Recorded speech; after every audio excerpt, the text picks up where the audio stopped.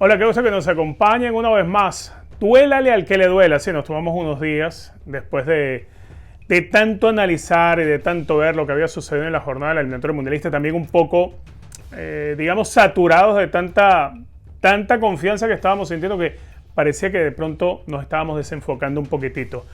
Gracias por ser parte de esta comunidad, por el poderoso like con el que vienen respaldando este trabajo cada semana, cada día que estamos saliendo en nuestras emisiones, por supuesto por ser parte del chat que en principio empieza por atender a Ander y después yo que me voy dando una vueltita por los comentarios y también por allí trato de responder. Lo que sí les garantizo es que voy a leer todos los mensajes siempre. Si no te has sumado al canal, es momento de hacerlo. Nada te cuesta, es gratis. No cobramos por compartir nuestras opiniones ni por debatir, pero sí queremos formar un nuevo concepto de opinión del fanático. Un fanático que no compra humo, que tampoco se lo vamos a vender acá, pero que además que tiene punto crítico, que no anda como foca a todo lo que vea, que analiza, que tiene su criterio propio y que argumenta y que por supuesto trata que las cosas buenas se puedan sostener en el tiempo.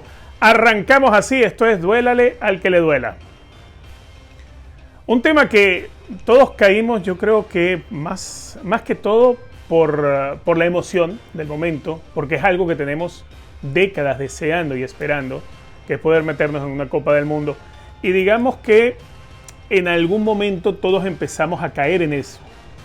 Me refiero a que una vez que Venezuela le ganó su partido a Perú, que Bolivia desaprovechó el partido frente a Uruguay, terminó empatando a 0 en el Alto, y Venezuela se hizo de momento con el 7º lugar de la clasificación, enseguida empezamos todos a sentirnos que ya habíamos logrado el paso. No, el paso no lo hemos logrado.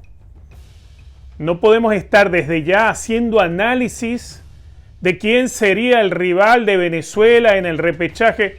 No hemos llegado todavía al repechaje. Es la posición que hoy tenemos, sí. Pero todavía estamos con la calculadora. Venezuela está todavía hoy con la calculadora. Más allá que Venezuela incluso pueda ganarle a Bolivia, Venezuela va a seguir con la calculadora. Y va a seguir con la calculadora porque hay razones simples. Y dentro de esas razones simples es que nos quedan 4 partidos, empezando por allí. Hay 12 puntos de diferencia y nosotros nada más le sacamos 1 a Bolivia. Bolivia nos estuvo sacando 1, ¿sí? Y nosotros hoy en día estamos por arriba de Bolivia. Pero es que Bolivia desaprovechó de sus partidos en casa 2 rivales a los cuales yo creo eran ganables para Bolivia en el Alto. Bolivia empata frente a Paraguay, Bolivia empata con Uruguay y se les fueron 4 puntos que hoy Bolivia la tendrían distanciada. Y esa ha sido la fortuna de Venezuela, que con la victoria ante Perú le ha permitido volverse a meter. Y dentro de la bondad del calendario, nuestro próximo rival va a ser la selección boliviana. Eso también nos tiene que dar un aval, por supuesto, porque si le ganamos a Bolivia, si Venezuela le gana a Bolivia, pues la diferencia va de 1 a 4, pero eso igualmente no nos garantizaría nada. No está fácil el tema, igualmente. Que hoy en día tenemos ese lugar, sí, hay que conservarlo, pero para conservarlo hay que ganar, y pasa primero por ganar ese partido ante Bolivia, el que se va a jugar el 4 de junio en Venezuela, pero después hay que entender lo que tenemos nosotros en el calendario. Venezuela tendrá que ir a Montevideo a verse con Uruguay, después en la penúltima jornada Venezuela tiene que ir a Buenos Aires a enfrentarse con Argentina y cerrar con Colombia. Y muchos me dirán, bueno, pero es que Colombia va a estar ya clasificada, entonces no le va a importar el partido. Bolivia en la última jornada enfrenta a Brasil y también probablemente Brasil ya esté clasificado. No por eso vamos a pensar ni que Brasil vaya a regalarle el partido a Bolivia, ni que Colombia venga a regalárselo a Venezuela. Ese no puede ser el pensamiento. Además que, entendiendo, Colombia y Venezuela es un clásico. Es un clásico. Aunque muchos traten de creerse que no, que el clásico de Colombia es, no sé, con Brasil o con Argentina. No, el clásico de Colombia es con Venezuela, como el clásico de Chile es con Perú. Entonces, a ver, Bolivia le queda ese partido contra Venezuela el 4 de junio. Luego reciben a Chile, un partido muy ganable, muy ganable. Visitan a Colombia en Barranquilla, que va a ser un partido complicado, y cierran con Brasil en casa. La ventaja que Venezuela pudiera tener en el calendario es que Venezuela va a recibir a Bolivia, que es rival directo. Pero eso significa que Venezuela, aunque sea ganándole a Bolivia, No te puedes equivocar. Es decir, no podemos pensar que, bueno, que ya hicimos la obra y bueno, ir al partido contra Uruguay y si se pierde con Argentina y vas a llegar a la última jornada apretado contra Colombia. Y no podemos depender que Bolivia siga perdiendo puntos en el alto. No podemos depender de que los bolivianos no hagan. Tenemos que depender de nosotros. Y para depender de nosotros solamente hay una fórmula. Se le gana a Bolivia y hay que seguir buscando puntos. En Montevideo hemos ganado, hemos empatado. Ojalá podamos sumar 3 puntos en la visita a Montevideo. No es un partido fácil. En Argentina se ha empatado, ciertamente. Ojalá podamos ganarle a Argentina. Pero es la campeona del mundo, viene de meterle 4 a Brasil. No es imposible, claro que no es imposible. Pero la lógica dice que son 2 partidos durísimos, contra Uruguay y contra Argentina de visita. ¿Que podemos querer y esperar a que sucedan las cosas? Sí, lo podemos querer y esperar.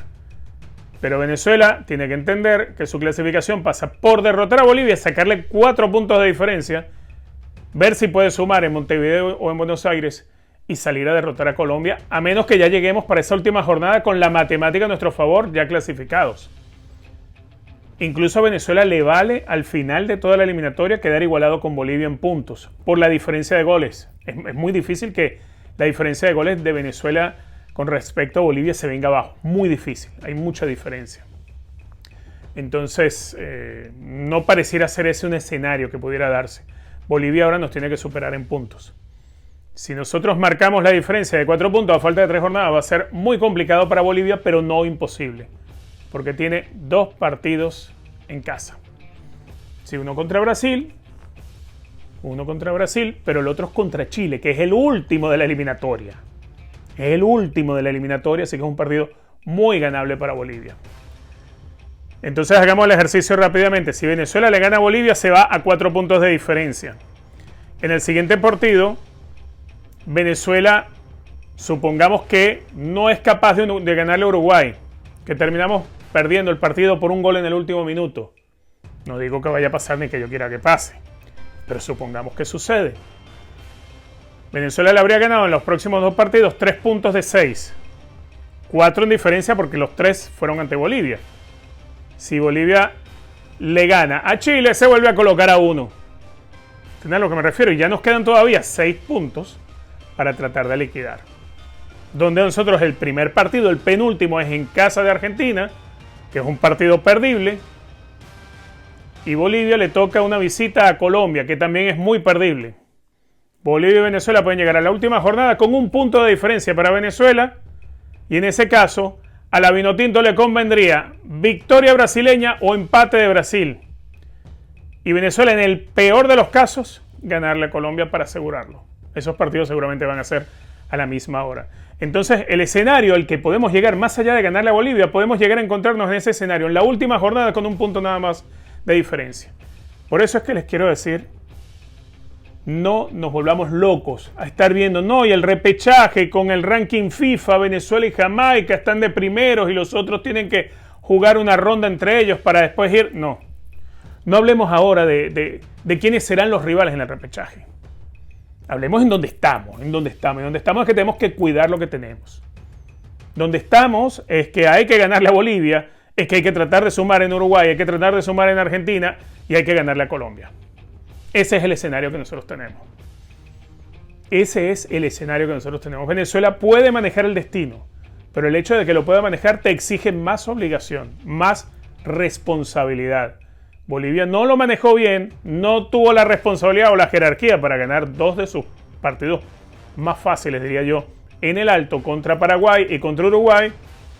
Y lo que pudieron ser 6 puntos fueron 2. Y eso es lo que hoy Venezuela ha aprovechado. Venezuela ha aprovechado, logrando una victoria en más de un año. Así que tenemos que cuidarlo y punto. Y olvidémonos de estar sacando cuentas, de estar mirando que si entramos en repechaje, estos pueden ser los rivales, pero le podemos sacar a Colombia el puesto directo. Vamos pelo a pelo, vamos poco a poco. Que esto para Venezuela todavía, pese a que estamos en puesto de repechaje, es con la calculadora. Duélale al que le duela. Este lunes se cumplieron 21 años del centenariazo. Aquel momento que sin duda alguna a muchos nos hizo creer que estábamos ya encaminados a nuestro primer mundial. Y la realidad es que de aquel momento a este poco ha cambiado el fútbol venezolano. Algunas cosas mejoraron, otras se estancaron y otras fueron a peor. Y es sin duda alguna algo que nos tiene que llevar a la reflexión, más allá de recordar aquella noche mágica en la que muchos tuvimos la bendición de poder estar. Yo viajé con Unión Radio, hice programas sobre ese partido allá para la televisión en Venezuela, para Meridiano Televisión. Fue una noche que quizás no nos esperábamos que iba a suceder tan fácil. Yo recuerdo del día antes del partido, la noche antes, estando en el centenario porque acompañamos a la selección a hacer su reconocimiento. Recuerdo haber visto al psicólogo de la selección, en aquel momento era el doctor Carlos Saúl Rodríguez, y yo, por joda, porque entendía que Carlos Saúl no era un tipo fanático del fútbol, estaba recién aprendiendo el fútbol, eso sí, es un genio como psicólogo, es un genio como psicoanalista. Y aquella noche, él me dice, no, mañana goleamos. Y yo lo miro y digo, este loco me está diciendo que mañana goleamos. ¿Qué dice? Digo, ¿por qué estás tan seguro? Me dice, mira la pisada que tienen los jugadores nuestros en la cancha. Mira la sonrisa, mira cómo están entre ellos y nota la seguridad que tienen. Yo con esa seguridad no puedo dudar, me dice Carlos Saúl Rodríguez, el psicólogo de la selección.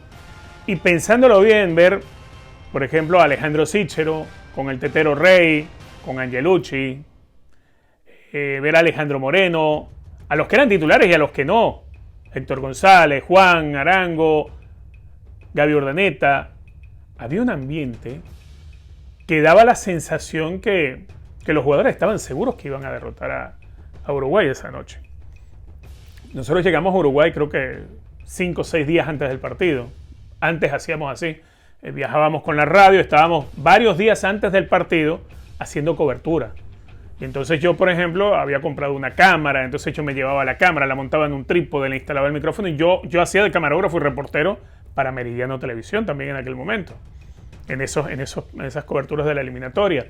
Y con Unión Radio hacíamos la cobertura real del día a día de la selección y de los partidos y todo aquello. Eso se mantuvo durante toda la eliminatoria. A ver, ¿qué cosas había en aquel momento que hoy todavía las tenemos o que hoy han vuelto? Aquel viaje a Uruguay fue en el avión Vinotinto, el primer avión Vinotinto.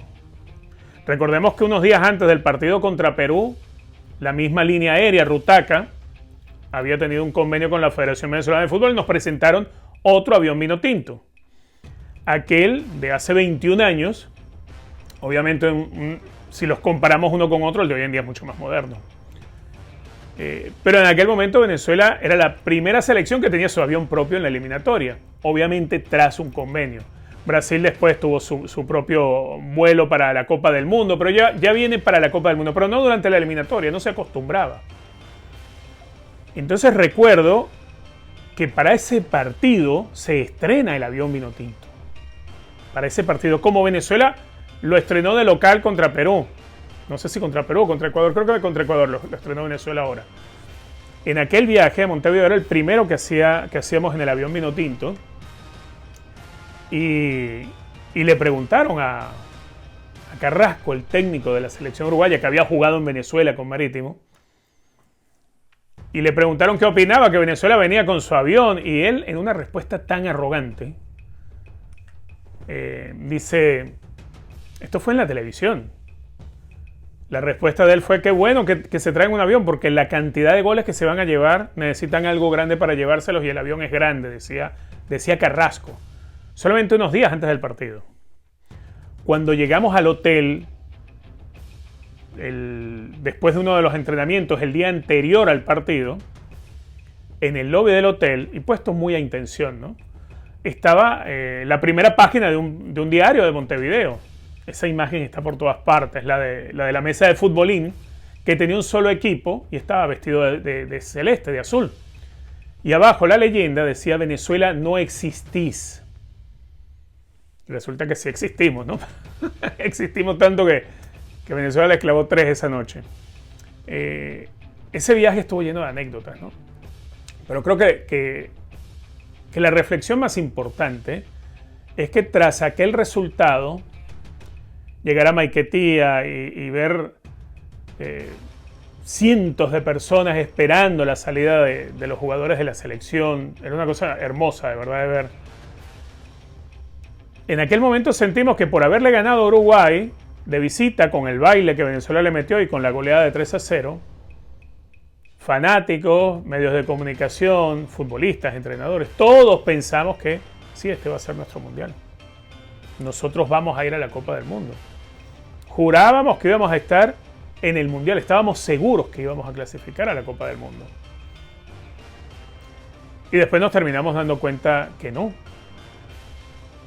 En aquel momento Venezuela estaba muy bien ubicada en la tabla, muy parecido a lo que sucedió en esta eliminatoria, que durante el primer año Venezuela estuvo entre los 4 primeros. Bueno, en aquel momento era algo similar. Aquella selección que dirigía Richard Páez y que creo que tenía una generación muy brillante de futbolistas, que además manejaba un estilo muy agradable, muy atractivo a la vista, pero era porque tenía el perfil de jugadores para ello. Nosotros pensábamos que íbamos a ir al Mundial. Y el grado de confianza que teníamos y el grado de fe era altísimo, altísimo. Yo por eso digo siempre, mira, con fe no vas a ir al Mundial. Hace falta más que fe. La fe ayuda, claro. Le ayuda a un jugador a confiarse en que puede ir a ganar una pelota. Pero si no te preparaste para ganar un balón dividido, por mucha fe que tengas, lo vas a perder con el rival. Ahora, del centenariazo para acá, digamos en aquel momento, en aquellos tiempos cercanos al centenariazo, así como la selección tenía su psicólogo, las otras selecciones de Sudamérica empezaron a contratar psicoanalistas también, porque no se acostumbraba a tener psicólogos en los cuerpos técnicos de las selecciones, ni siquiera de los clubes. Y eso también se incorpora gracias a Venezuela. Parece curioso, sí, que Venezuela se haya convertido en el pionero en algo para el fútbol en Sudamérica, pero en realidad sí sucedió. La brillante visión de Richard Páez de traer un psicoanalista, a Carlos Saúl Rodríguez, que lo conoció, si mal no recuerdo, en unas jornadas o en unas charlas que dieron en la Universidad Central. Y ahí creo que coincidió con Carlos Saúl y decidió buscar la manera de incorporarlo al cuerpo técnico. Ni siquiera los equipos acostumbraban a tener psicoanalistas. En aquel momento, por ejemplo, el Unión Atlético de Maracaibo empezó a trabajar también con Carlos Saúl. Y los clubes venezolanos empezaron a competir de una mejor manera en la Copa Libertadores, porque había muy buenos jugadores todavía en el torneo local, porque los futbolistas no se iban a Chipre, como pasa ahora, o se van a torneos de pronto donde ganas un poco más de lo que se gana hoy en día en Venezuela. Antes en Venezuela se ganaba mucho, el futbolista ganaba bien, hoy en día no se gana tanto. Habrá jugadores que ganan bien, pero no todos ganan bien.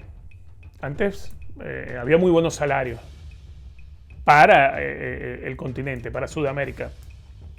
Y entonces el futbolista venezolano, si no tenía una oferta que llenara más las expectativas, no se iba de Venezuela. Hoy en día se van a jugar a la segunda de Estonia, de cualquier lado, que es una realidad. Pues. Si vienes de un fútbol donde el salario no te da y te hacen una oferta en euros y vas a tener mejores posibilidades para ti y para tu familia, obvio que te vas a ir.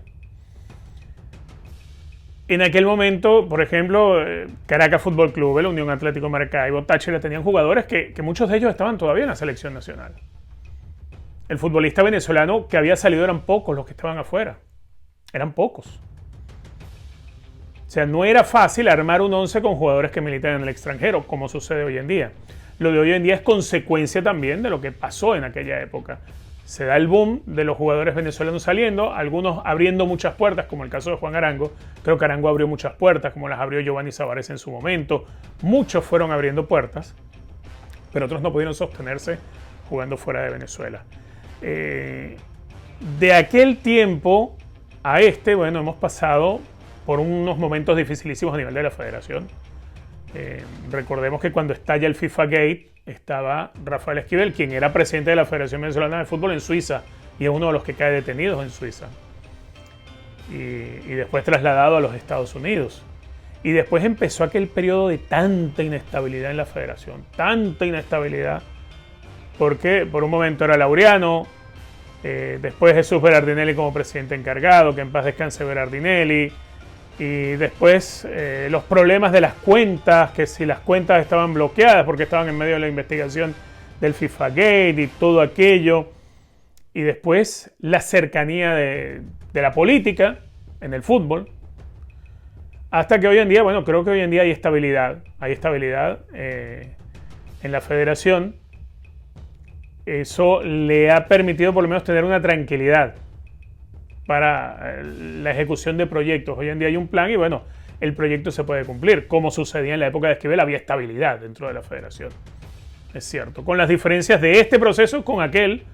Este es un proceso diferente, digamos con ideas más frescas, pero con defectos también como los tuvo aquel. Y ni decir la etapa de Laureano. Venezuela atravesó intervención de la FIFA, una junta administrativa nombrada por FIFA, donde el presidente interino de la federación también era presidente de esa junta normalizadora de FIFA. Después, dirigentes venezolanos que fueron sancionados por FIFA de por vida, como el caso de Laureano, como lo que ha sucedido con Tomás Álvarez. Es decir, el fútbol venezolano a nivel directivo vivió mucha incertidumbre, y eso en lo más reciente que fue el último proceso de eliminatorias.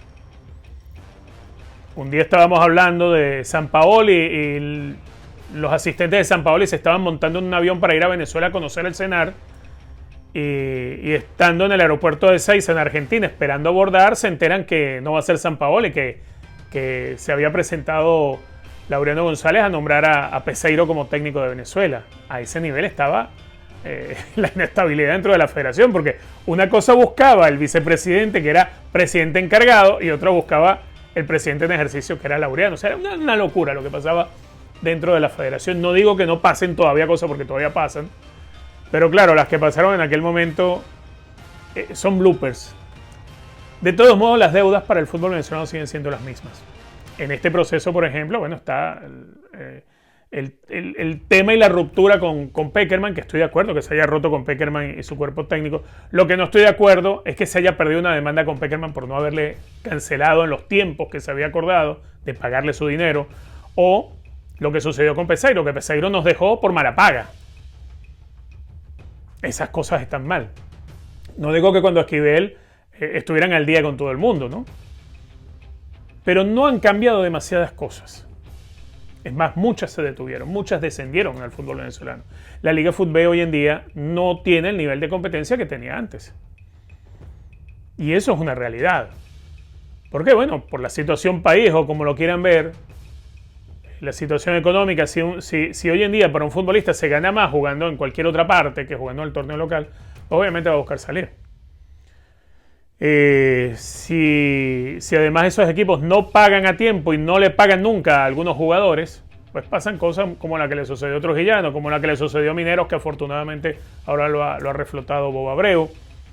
La Liga Fútbol en cuanto a nivel bajó muchísimo, y eso es una realidad, aunque se ha tratado de visibilizar más la Liga Fútbol. Ciertamente no lograste venderle los derechos a un canal de televisión, pero te creaste la idea a través del canal de YouTube y tienes todos tus patrocinantes. Eso está bien que se haga, porque eso no se tuvo antes en el pasado. Antes había equipos que tenían que pagarle al canal de televisión para que le transmitiera los juegos. Esa es una historia que muchos sabemos también, y que en algún momento también las compartiremos más a profundidad acá en el podcast. Lo cierto es que han pasado 21 años del centenariazo y hay muchas cosas que todavía le siguen faltando al fútbol venezolano, más allá de clasificar a un mundial o no. Entre el centenariazo y este momento, pues Venezuela empezó a ir a Copas del Mundo. Hubo la norma del juvenil, que ya la eliminaron, pero Venezuela empezó a asistir con relativa frecuencia a mundiales de categoría sub-17, sub-20. Venezuela empezó a verse más, a visibilizarse más como selección, al punto que en 2017 Venezuela se convierte en subcampeona del mundo. Si a mí me preguntan en qué lugar de la historia o cómo concluyo yo lo sucedido aquella noche en Montevideo hace 21 años en el centenario, yo creo que es el momento más importante para iniciar cosas buenas en el fútbol venezolano que hemos tenido en nuestra historia. Era el momento de iniciar y de sentar las bases de algo grande de verdad para el fútbol venezolano. Y no lo hicimos. Lo desaprovechamos. Como algunos dirán, bueno, se nos fue como el agua entre los dedos, como las cosas buenas que siempre se nos van a los venezolanos, cuando creemos que la tenemos, cuando creemos que ya estamos contando los pollitos y no tenemos pollitos, sino tenemos los huevos todavía, porque la gallina apenas recién empezó a empollar. Hay muchas cosas. El centenariazo va a quedar como esa gran anécdota, ese gran momento, ese quebrar la historia frente a los uruguayos, pero que no nos ha servido para mejorar el presente del fútbol de Venezuela porque no lo aprovechamos. Ojalá no haga falta esperar otro centenario para que el fútbol de Venezuela llegue al lugar donde todos lo queremos ver. Duélale al que le duela. Se nos viene semana de Copa Libertadores de América. Mañana juega Carabobo contra Estudiantes de La Plata. Y el jueves lo va a hacer mi equipo en Venezuela, el Deportivo Táchira. Deportivo Táchira va a jugar contra Flamengo. El Flamengo que dirige Felipe Luis. Me llamó mucho la atención Felipe Luis porque reconoció que no sabía nada de Táchira. Que no sabía ni cómo jugaban, ni qué esquema usaban, ni cómo se llaman sus jugadores. Eso lo dijo el fin de semana después del partido que jugó en el Brasileirao y en la conferencia de prensa. Y no lo culpo. No lo culpo. A ver, creo yo que en la posición que él está dirigiendo a Flamengo, siente que no va a ser tan complicado el partido con Táchira.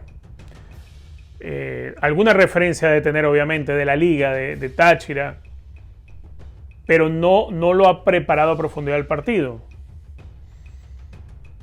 Ojalá eso sea una puerta para que Táchira le pueda competir, igual que espero que Carabobo compita y le pueda ganar a Estudiantes, ¿no?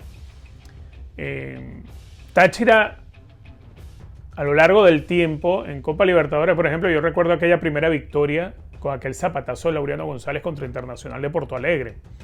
Pero aquel era un Táchira diferente, era un Táchira de leyenda, era un Táchira que ya le había ganado a Independiente de Avellaneda, por ejemplo. En Libertadores era el Táchira de Laureano Jaime, Carlitos Maldonado, la Gambeta William Méndez, Daniel Frankovic, era otro Táchira.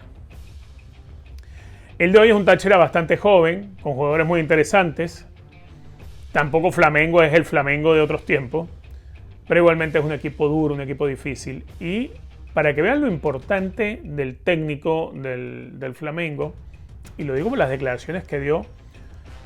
A ver, Felipe Luis, hoy en día que se ha destituido a Dorival Júnior de la selección de Brasil, y en Brasil insisten en seguir tocando la puerta con Carlo Ancelotti, cosa que no va a suceder ahora. Ancelotti no va a dejar el Real Madrid antes de terminar la temporada. En Brasil, el siguiente candidato en Brasil, no lo que digan en la prensa de México, por ejemplo, no, porque en México hablan de Jardiné, que es el técnico de las Águilas del América. A nivel de la Confederación Brasileña se ha hablado de Carlo Ancelotti y se habla de Felipe Luis. Se habla de Felipe Luis, que acaba de ganar Supercopa de Brasil, se la ganaron al Botafogo de Savarino, y que viene de ganar el Carioca, el estadual. Entonces para ellos es importante lo que viene haciendo Felipe Luis, aunque es su primera verdadera experiencia como entrenador, ¿no? Felipe Luis jugó hasta hace muy poco, ¿no? Que jugaba en la Liga Española y después su paso por otros equipos a nivel de competencia, ¿no? Yo creo que Felipe Luis es alguien que puede ser un entrenador para solventar ciertos problemas en Brasil. Entiende que tiene un muy buen equipo para enfrentar a Táchira. Eso sí, yo espero que el equipo de Pérez Greco le pase por arriba a Flamengo. Y así le cerramos un poquito la boca, ¿no? Y no digo que esté mal lo que dijo. A ver, lo que pasa es que queda un poco arrogante, ¿no? Porque al final decir, mira, no sé nada de Táchira, no sé ni cómo se llaman sus jugadores, cuando estamos... A ver, no es que Venezuela queda en Asia. Voy a empezar mañana a ocuparme, a estudiar el equipo. Te deja así como que un exceso de confianza, ¿no? Y a uno como venezolano le tiene que caer mal. Ojalá Carabobo este martes sobre Estudiantes de La Plata y Táchira sobre Flamengo. Repito, para mí lo más valioso de esta Copa Libertadores es que los equipos venezolanos vuelvan a competir. Que vuelvan a competir. Yo estoy ya hasta el gorro de ver equipos venezolanos siendo superados como si fueran juveniles. O sea, el fútbol venezolano merece dar otra imagen. Duélale al que le duela. Siguen los problemas para León de Yonder Cádiz, que habían ganado su derecho deportivo para estar en la CONCACAF Champions League, salieron campeones y era el equipo que había alcanzado, le correspondía un lugar en el Mundial de Clubes, donde iba a compartir grupo precisamente con Flamengo, contra el Chelsea y contra el Esperanza de Túnez. La FIFA lo remueve en una norma que viene después. Ojo, a ver, siempre ha sido prohibido por FIFA la multipropiedad en los torneos locales. Cuando se crea el torneo del Mundial de Clubes, logra su clasificación León, como la lograron otros, pero posterior a esa clasificación del torneo que ya se había anunciado, se introducen las normas y hay una norma que es: no puede haber dos equipos del mismo dueño o del mismo grupo de empresarios que lo posean participando en el torneo. Es decir, una norma que se crea posterior a la clasificación que tiene León para ir al Mundial de Clubes en los Estados Unidos el verano que viene. Esto hace que pues remuevan a León y entonces Yonder Cádiz, James Rodríguez también, se quedan como la guayabera. Porque parte del atractivo de la llegada, obviamente, de James Rodríguez, de la inversión que hicieron, del dinero que gastaron en fichajes, era para esto, para el Mundial de Clubes. Entonces, ahora está el dilema, porque el que denuncia a León era la Liga Deportiva Alajuelense, el equipo costarricense, que si vamos a los méritos deportivos es el que yo creo le debería corresponder asumir el lugar de León. Pues no va para el baile. A ver, algo es muy claro. Si León no arrastra mucha gente para el Mundial de Clubes en los Estados Unidos, Alajuelense menos. Para empezar, porque el equipo más popular de Costa Rica, y que creo tiene muchos más fanáticos, aunque Alajuelense es un equipo que arrastra mucha gente en suelo tico, pero en Estados Unidos no es el Alajuelense, es seguramente Saprissa, porque Saprissa es el de más fanáticos en el fútbol costarricense y obviamente entre los costarricenses que viven en Estados Unidos. Pero igual es muy poco si lo comparas con algún equipo mexicano. A estas alturas a FIFA, ¿qué le puede convenir para suplir a León? Bueno, por ahí se habla de manera extraoficial, no sé quién fue el que sacó la información primero, se habla de manera extraoficial que se haría una serie entre el AFC y las Águilas del América para definir quién será el que va a estar en el Mundial de Clubes. La lógica dice que debe ser un equipo de CONCACAF.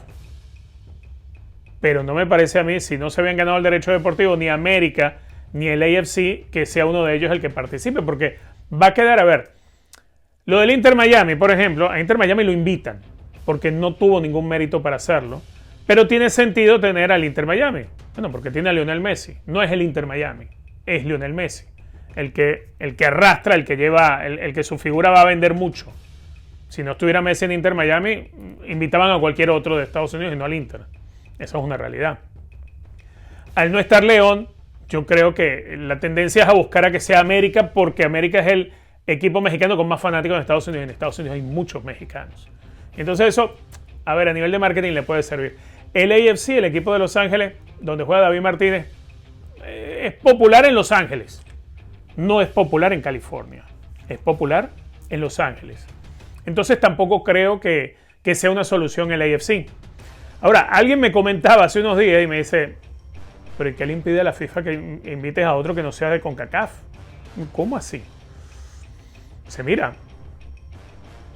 el mejor negocio para la FIFA, o los mejores negocios para la FIFA en el Mundial de Clubes, si no va a ir León, es que vaya el Barcelona, por ejemplo, que no logró su clasificación por mérito deportivo.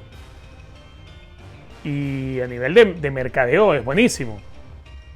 Un Mundial de Clubes que no esté Barcelona, y aunque esté Messi jugando por el Inter Miami, caramba, es algo que llama la atención. Ahora, si queremos ir un poquito más lejos, como me decía este amigo mío, me dice, pero la FIFA también puede inventarse algo y ser más inclusivo ¿y qué tal y si puedes invitar al Nasser? Y así traes a Cristiano Ronaldo. Entonces tienes un Mundial de Clubes con Cristiano Ronaldo y con Lionel Messi. Sí, los dos uno con un equipo de la MLS y otro con un equipo de la Liga Saudita. No importa. Para la FIFA, la caja registradora empieza a sonar. Para el torneo es más atractivo, obviamente, acá en Estados Unidos, tener a Cristiano Ronaldo y a Messi jugando que tener jugando a León o a la Alajuelense o a la América. Bueno, la América puede arrastrar mucho, ciertamente. Ahora, yo insisto, no hay fundamento porque debe ser un equipo de la CONCACAF.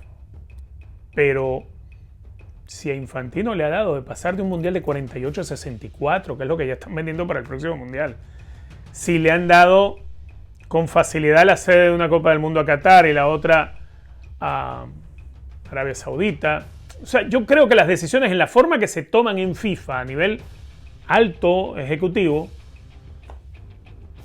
les vale madre, como dicen los mexicanos, le pasan por arriba todo.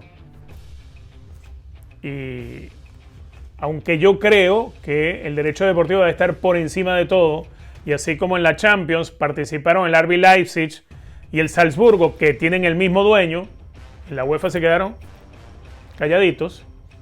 Bueno, debería pasar igualmente ahora, ¿no?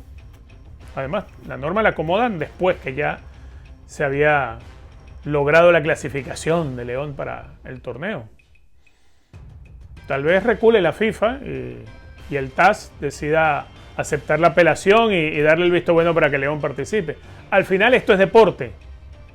Y si usted ganó el derecho deportivo, a mí me parece que eso tiene que estar moralmente por encima de cualquier cosa, llámese multipropiedad o lo que sea. No le están pagando a nadie para ir. Se lo ganaron en la cancha. Y el fútbol es competencia, es de ganárselo en la cancha, es de ganarse el derecho deportivo. Así que si me preguntan a mí, yo estoy con León. Muy buena la protesta que hicieron, por cierto, este fin de semana en cancha de León, donde marcó otra vez Yonder Cádiz en la Liga Mexicana. Sigue marcando goles, qué bien, por Yonder Cádiz, el de Katia.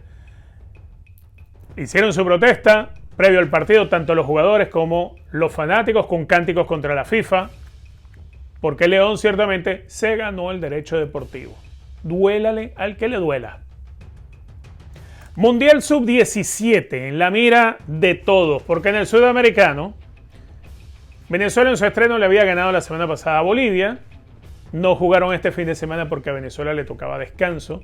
Venezuela, recordemos, está en el grupo junto a Bolivia, Brasil, Bolivia, Brasil, Uruguay. Y déjame ver si me encuentro el otro, que no me acuerdo quién es el otro que está en el grupo.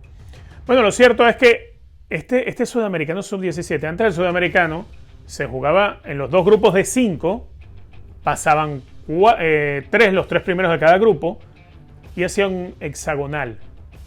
Y en ese hexagonal de todos contra todos, se decidía que los 4 primeros cupos, que eran los que iban directo al Mundial. Antes era así. Pero el Mundial Sub-17, al aumentar de la noche a la mañana decisiones de FIFA a 48 selecciones, significa que hay que ampliar los cupos de CONMEBOL. Y de 4 que iban, ahora van a ir 7. Entonces cambió también el formato del torneo que se está jugando en Colombia. Los 2 primeros de cada grupo ya aseguran su lugar en el Mundial. Los 2 primeros de cada grupo. Es decir, usted llega segundo de grupo y ya está en el Mundial. No es necesario ni siquiera presentarse a jugar la siguiente ronda. Entonces, los 2 primeros clasificados de la ronda de grupos van al Mundial, pero además juegan entre sí para definir el campeón del suramericano. Ahora, ¿qué ocurre con los otros 3 de cada grupo? Bueno, de los otros 3 de cada grupo, los que queden tercero y cuarto de cada grupo, van a un playoff para ir a la Copa del Mundo. Es decir, si antes quedaba eliminado el cuarto y el quinto de cada grupo, ahora va a quedar eliminado solamente el quinto en la primera fase del torneo. Porque el que queda de quinto no tiene chance de ir al Mundial. Antes el que quedaba de cuarto no iba a ninguna parte, iban solamente los 3 primeros de cada grupo, que podían ir a ese hexagonal para pelear por 4 puestos. Venezuela, ya con la victoria con Bolivia, tiene muchas posibilidades, muchísimas posibilidades de estar o bien sea entre los dos primeros que vayan al Mundial, que salgan los dos primeros del grupo, o estar en el puesto 3 y 4, porque todo indica que Bolivia va a quedar de último. Todo indica que Bolivia va a sufrir de más. Porque bueno, ya fueron derrotados por Brasil.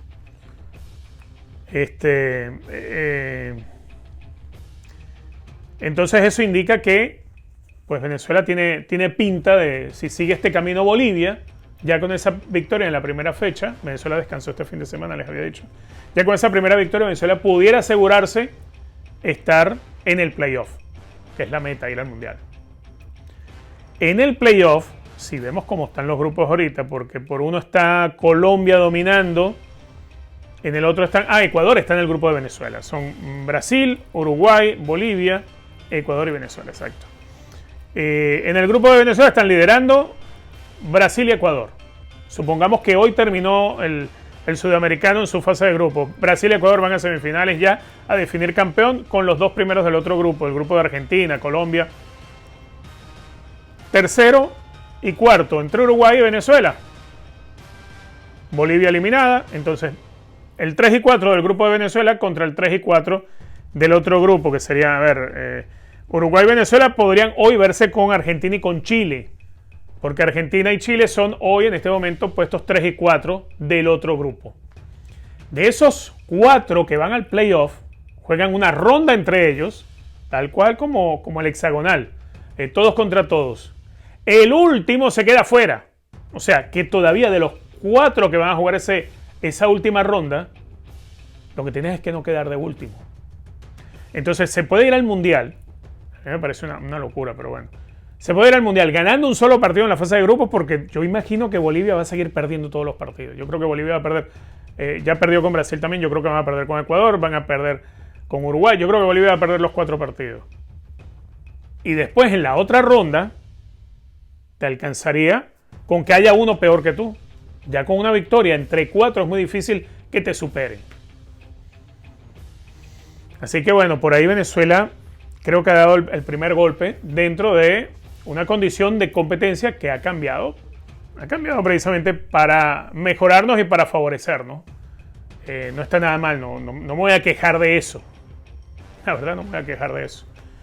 Lo que queremos es ir a la Copa del Mundo, ¿no? Al final las reglas las pone FIFA. Y si ellos dicen que ya no son 4, sino que son 7, bueno, algún día inventarán que sean los 10 que vayan y ya está. Y nos jugaremos el suramericano solamente por tener prestigio.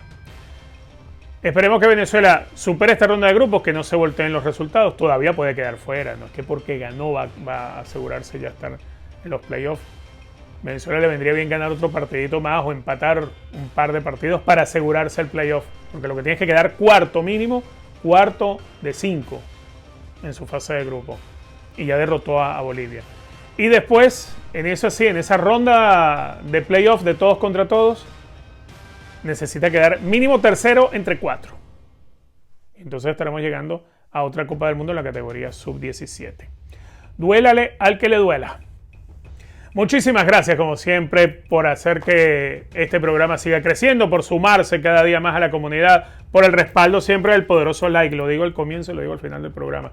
Qué bueno que nos apoyan, que nos ayudan. Si no te has suscrito todavía al canal, ¿qué estás esperando para suscribirte al canal? Vamos, súmate y hacemos crecer esta comunidad donde no vendemos humo, tampoco lo compramos, y estamos fomentando una manera distinta de analizar y de entender y de cuestionar lo que sucede en el fútbol venezolano. Un modelo diferente de fanático, y ese está saliendo del que no aplaude todo como foca, sino el que simplemente tiene análisis crítico y es objetivo en sus pensamientos. Eso es lo que queremos, ser todos objetivos. Está bien que queremos ganar y que queremos estar en el Mundial y queremos todo bien para Venezuela, pero no ignorando lo que está mal. Muchísimas gracias, como siempre. Dios los bendiga. Nos vemos pronto. Duélale al que le duela. Hasta la próxima.